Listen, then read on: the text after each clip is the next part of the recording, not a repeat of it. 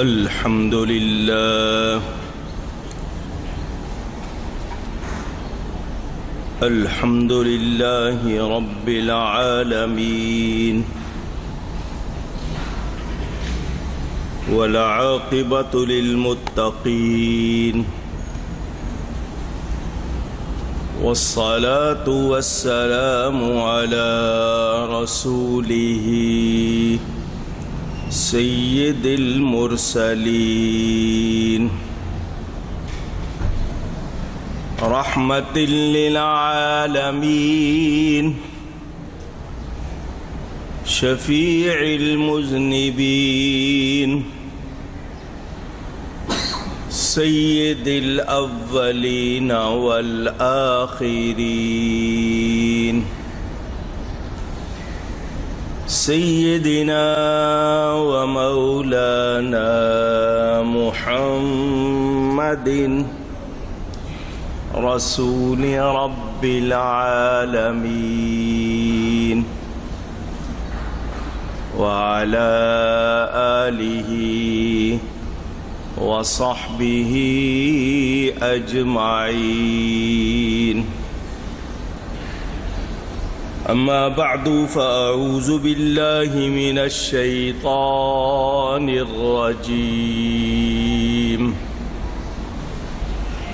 بسم الله الرحمن الرحيم. ألا إن أولياء الله ألا إن أولياء الله لا خوف عليهم ولا هم يحزنون الذين آمنوا وكانوا يتقون. صدق اللہ العلی العظیم. محبت کے ساتھ ایک مرتبہ دروشی پڑھ لیجئے. اللہم صلی علی سیدنا و مولانا محمد معدن الجود والکرم وآلہ وصحبہ وبارک وسلم. الصلاة والسلام عليك يا رسول الله. الصلاة والسلام عليك يا حبيب الله. الصلاة والسلام عليك يا رحمة للعالمين وعلى آلك وأصحابك يا شفيع المذنبين.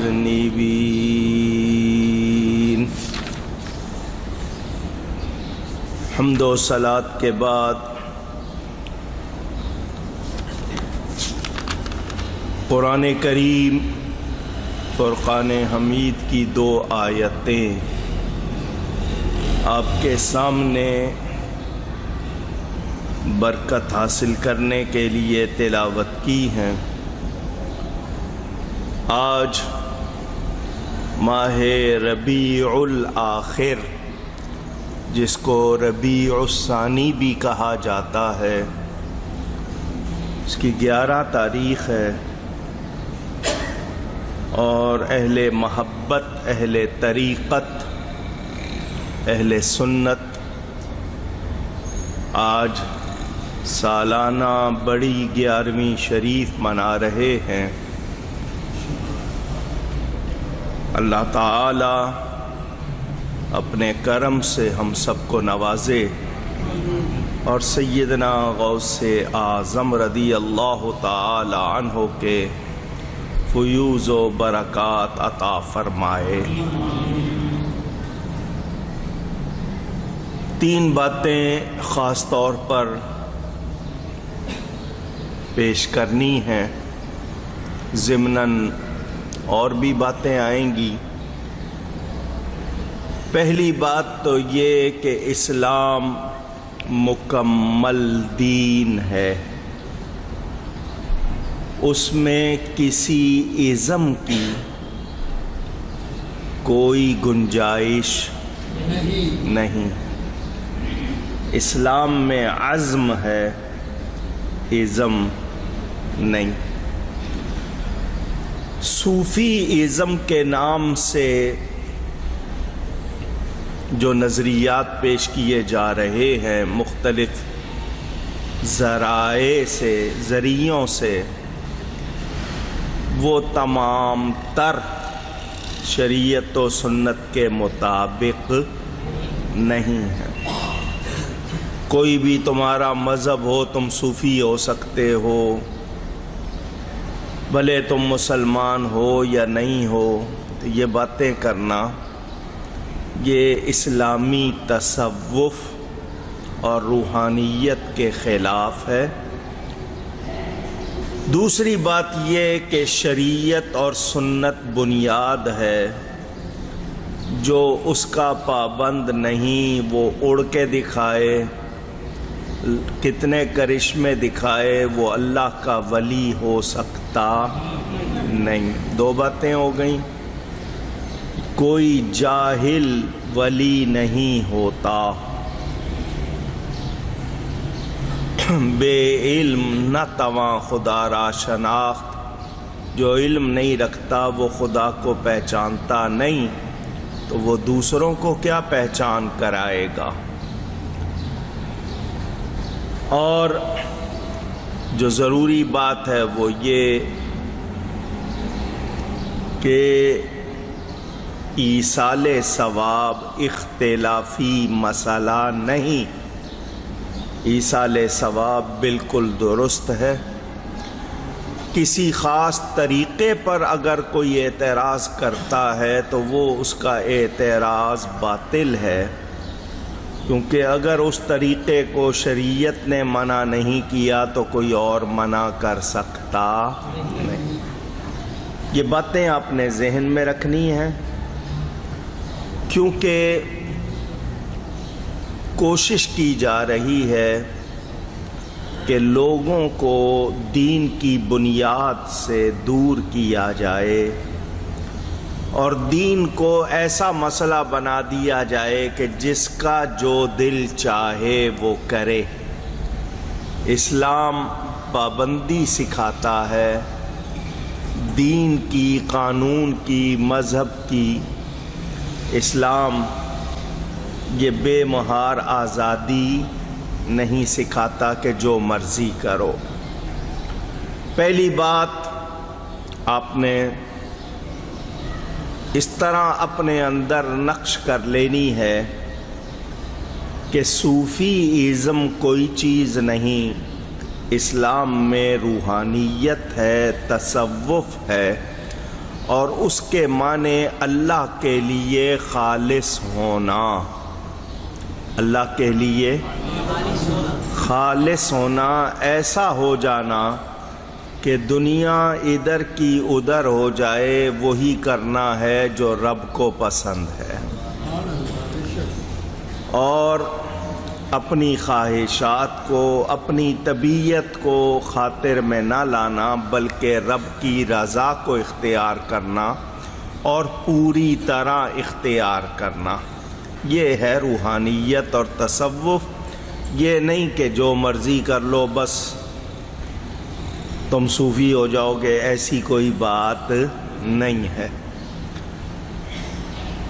اصحاب نبوی، صحابہ کرام رضوان اللہ تعالی علیہم اجمعین سے لے کر آج تک اور آج سے قیامت تک قانون بدل سکتا نہیں۔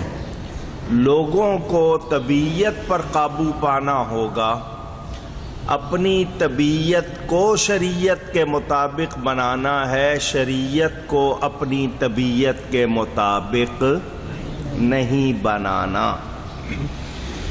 آئیے قرآن کی آیتیں پھر پڑھتا ہوں اور پھر گفتگو آگے۔ اللہ تعالیٰ ارشاد فرماتا ہے الا ان اولیاء اللہ،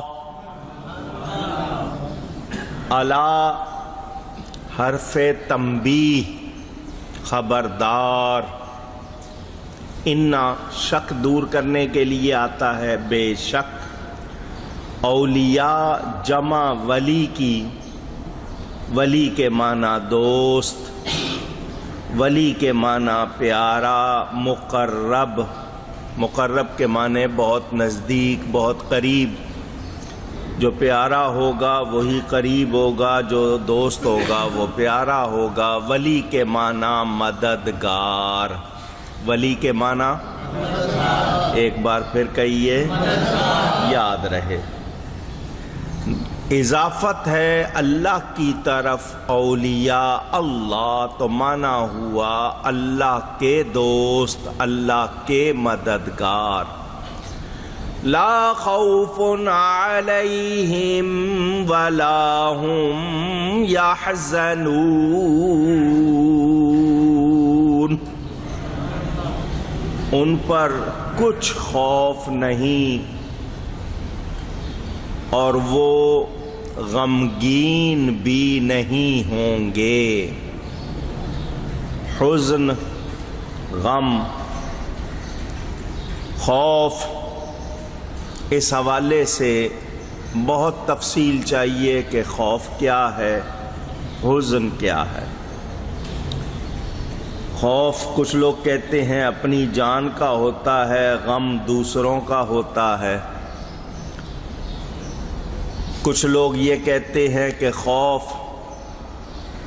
انجام کا ہوتا ہے، غم کیے کا ہوتا ہے کہ کیا کیا ہے۔ اللہ فرماتا ہے ان پر کچھ خوف نہیں، نہ وہ غمگین ہوں گے۔ کیا مطلب؟ کہ ان کو کوئی ڈرا نہیں سکتا اور کوئی اپنے کیے سے ان کو اللہ کی راہ سے ہٹانے کے لیے لاکھ زور لگا لے کامیاب ہو سکتا نہیں۔ اور قیامت میں اللہ تعالیٰ کی عطا سے ان پر کچھ غم نہیں ہوگا، یہ بھی معنی بیان کیے گئے۔ تفصیل بعد میں ان کی نشانی کیا ہے جو اللہ کے دوست ہیں؟ کوئی خاص قسم کا لباس، شکل کی کوئی خاص وضاحت کہ گلے میں انہوں نے کوئی مالا ڈالی ہوگی موتیوں کی، بال لمبے رکھے ہوں گے، کوئی خاص وضاحت۔ اللہ فرماتا ہے الذین آمنوا وکانوا یتقون، وہ ایمان والے اور متقی۔ ایمان عقیدوں کے صحیح ہونے کا نام ہے کہ ان کے عقیدے صحیح ہوں گے اور وہ اللہ سے ڈرنے والے ہوں گے، پرہیزگار ہوں گے، عقیدے میں بھی صحیح ہوں گے، عمل میں بھی اونچی گئی ہے۔ یہ نشانی ہے۔ بیان کرنے والا اللہ تعالی، اب کسی اور سے پوچھنے کی ضرورت نہیں۔ جب قرآن نے ہم کو نشانی بتا دی تو اب کوئی بنیادی نشانی اور بتائی جا سکتی نہیں۔ ہاں، جو مسئلہ ہے سمجھنے کا وہ یہ کہ اللہ تعالی نے اس بیان کو حرف تنبیہ، الا سن لو، خبردار ہو جاؤ، ہوشیار ہو جاؤ، اس سے شروع کیا ہے۔ تو اب معنی کیا ہوگا کہ جو بیان ہو رہا ہے وہ ایسا ہے کہ اس سے پہلے اپنے آپ کو ذرا سمجھدار کر لو، ہوشیار کر لو، یہ اللہ کے ولیوں کا بیان ہے، کوئی عام بندوں کا بیان نہیں ہے۔ یا اللہ تیری شان بے نیازی، تو نے قرآن میں 700 جگہوں پر نماز کے لیے فرمایا، کہیں بھی الا خبردار نہیں کہا۔ زکوٰۃ کا جگہ جگہ حکم ہے، خبردار نہیں کیا۔ پہلے یہ نہیں فرمایا سن لو، جان لو، خبردار، ہوشیار، بیویئر، ایسا نہیں فرمایا۔ حج کا حکم دیا نہیں فرمایا، روزے کا حکم دیا نہیں فرمایا، اور کتنی باتیں ان میں ایسا نہیں فرمایا۔ لیکن جب ولیوں کا ذکر تو پہلے اعلیٰ فرما دیا۔ کیا مطلب؟ کہ لوگ جان لیں وہ اعمال ہیں۔ نماز بڑی اہم عبادت، دین کے ستون، نماز، زکوٰۃ، روزہ، حج، مگر سن لو ایمان والے ہو کر نماز میں سستی کی، کمی کی تو سزا یا بغیر سزا کے معافی کی گنجائش ہے۔ اعمال میں کمی بیشی ہوئی تو سزا یا بغیر سزا کے نجات کا تصور ہے، مگر ولیوں کی شان میں گستاخی، بے ادبی کی تو پھر نجات کا کوئی تصور نہیں ہے۔ یہ اللہ کے دوست، اللہ کے پیاروں، اللہ کے مددگاروں کا ذکر ہے تو ان کے بارے میں احتیاط کرنی ہے۔ چنانچہ اللہ کا فرمان قرآن میں تو نہیں، حدیث قدسی، من عادی لی ولیا فقد آذنتہ بالحرب، جو اللہ کے ولیوں سے دوستی کی بجائے دشمنی رکھے، اللہ فرماتا ہے جو میرے ولی سے دشمنی رکھے تو اسے کہہ دو مجھ سے لڑنے کے لیے تیار ہو جائے، مجھ سے لڑنے کے لیے تیار ہو جائے، خبردار کر دو اس کو، کہہ دو۔ تو اللہ سے لڑنا کوئی سمجھداری کی بات ہے؟ کوئی لڑ سکتا ہے؟ اسی لیے اعلیٰ حضرت فرماتے نا، عقل ہوتی تو خدا سے نہ لڑائی لیتے۔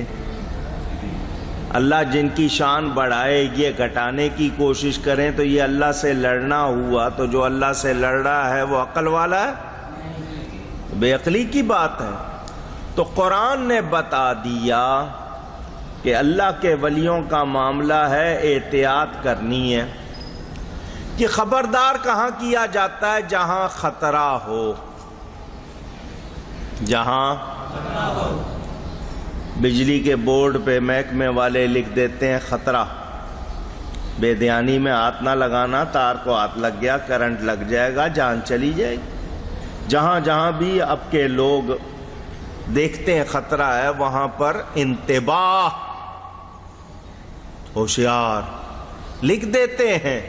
کیوں کہ وہاں خطرہ ہے۔ تو یہاں بھی خطرہ تھا تو اللہ نے الا فرما دیا، خبردار ہو جاؤ، خطرے کی بات ہے۔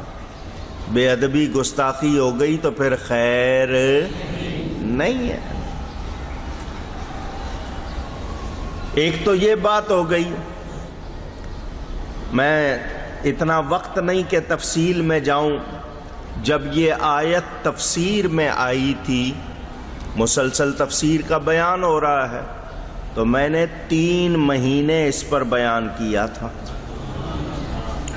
قرآن میں کہاں کہاں الا آیا ہے، اولیاء کا لفظ کہاں کہاں آیا ہے، ولی کا لفظ کہاں کہاں آیا ہے، مولا کا لفظ کہاں کہاں آیا ہے، وہ سارا بیان کیا تھا۔ 3 مہینے یعنی 12-13 جمعے لگائے تھے، تب جا کے اس آیت کی تھوڑی سی تفسیر کی تھی۔ اب وہ ساری ایک جمعے میں تو دوہرا نہیں سکتا، آپ کو صرف بتا رہا ہوں۔